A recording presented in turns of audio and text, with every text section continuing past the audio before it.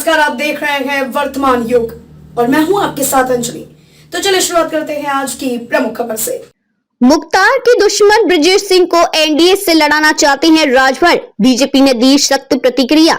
लोकसभा चुनाव में सुबह सपा गाजीपुर लोकसभा सीट से माफिया ब्रजेश सिंह को प्रत्याशी बना सकती है। पार्टी अध्यक्ष ओम प्रकाश राजभर ने शुक्रवार को मीडिया से बातचीत में कहा कि यदि राष्ट्रीय जनतांत्रिक गठबंधन एनडीए की सहमति मिली तो ब्रजेश उनकी पार्टी के टिकट पर गाजीपुर से चुनाव लड़ेंगे।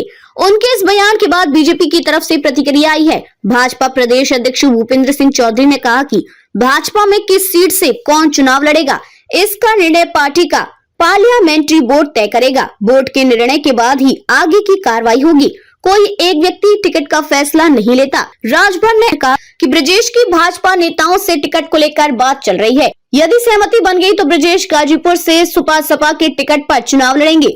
बता दें कि सरकार की ओर से पिछले दिनों माफिया की जारी सूची में ब्रजेश का भी नाम दर्ज है। मुख्तार के बाद अब ब्रजेश सुबह सपा में विधानसभा चुनाव 2022 में सपा के साथ गठबंधन के बाद माफिया मुख्तार के बेटे अब्बास अंसारी को मऊ से चुनाव लड़ाया था। सपा से गठबंधन टूटने के बाद ओम प्रकाश राजभर ने कहा था कि सपा के कहने पर उन्होंने अब्बास को टिकट दिया।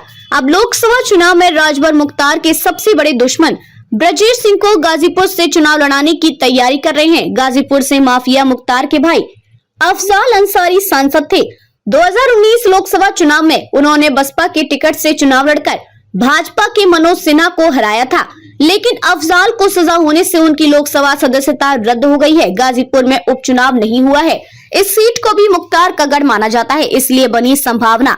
दरअसल ब्रजेश सिकरारा नरसंहार कांड में हाल ही में इलाहाबाद उच्च न्यायालय से दोष मुक्त हुए हैं। बरी होने के बाद उनके चुनाव लड़ने की दावेदारी को बल मिला है।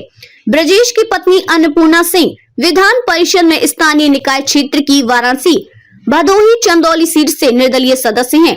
धनंजय सिंह पर नहीं बनी थी सहमति। विधानसभा चुनाव में भाजपा की सहयोगी निषाद पार्टी ने जौनपुर से बाहुबली धनंजय सिंह को प्रत्याशी बनाने का प्रस्ताव दिया था, लेकिन भाजपा के शीर्ष नेतृत्व ने इसकी सहमति नहीं दी थी। खबरों में अब तक के लिए बस इतना ही। मिलते हैं फिर ऐसी ही किसी बड़ी खबर के साथ।